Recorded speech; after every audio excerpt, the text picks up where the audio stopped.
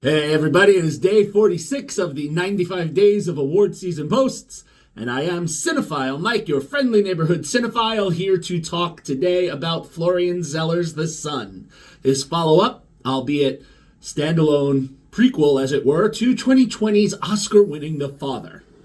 Now, while not a direct prequel, this film is part of a family trilogy of plays that Zeller wrote, with the third one being The Mother.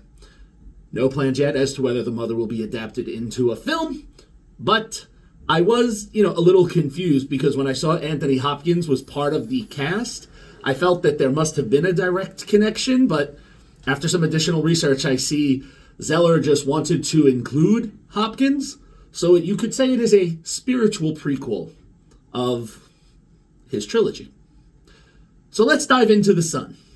The Son introduces us to Peter, played by Hugh Jackman, who plays both father and son, as he is the son to an unnamed father, played by the aforementioned Anthony Hopkins, and father to 17-year-old Nicholas, played by relative newcomer Zen McGrath, the troubled teen he has with his first wife, Kate, played by Laura Dern, and his current newborn son, Theo, that he has with his current wife, Beth, played by Vanessa Kirby. Now, Kate has been raising Nicholas, and Peter is settling into his new life with Beth and his newborn Theo, when one day Kate arrives at Peter's door and explains that Nicholas has been having issues, cutting school, not communicated, becoming withdrawn. And so when Peter meets with him, Nicholas begs him to let him come and live with him, which he does despite Beth's wishes. And once there, we see that Nicholas has markings on his arm suggesting self-mutilation, and we see that there are some deeper issues in play as the situations that he's been putting his mother Kate through are starting to repeat here.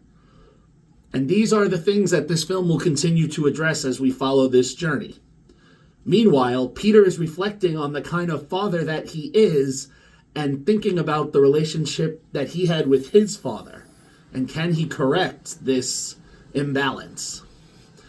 So I will say I went into this with high expectations because I thoroughly enjoyed The Father and the performances and the plot and the way that Zeller adapted his script and handled everything. But where The Father seemed to have a genuine approach to presenting age and dementia and honed in on the one relationship between Hopkins and his daughter, played by Olivia Colman, here there's a little too much muddled in.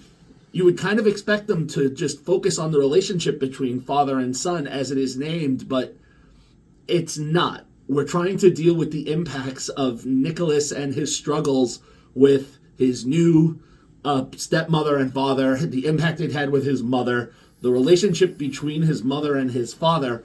So the waters all tend to get a little muddied.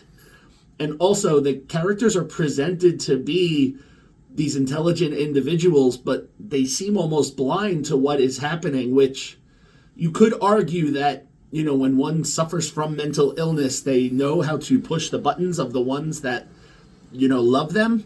But there were times at this movie where I just wanted to shake these two. It is unfortunate because I thought what could have been a solid premise kind of gets diminished by too much.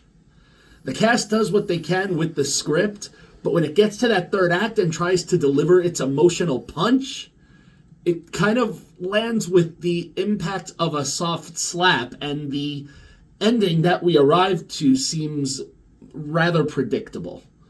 I won't spoil it for the purposes here because there may be some that want to go out and see this film, and obviously I was curious to see this film. I went out to saw it, and there were moments that I enjoyed. The performances by Hugh Jackman and Laura Dern are solid.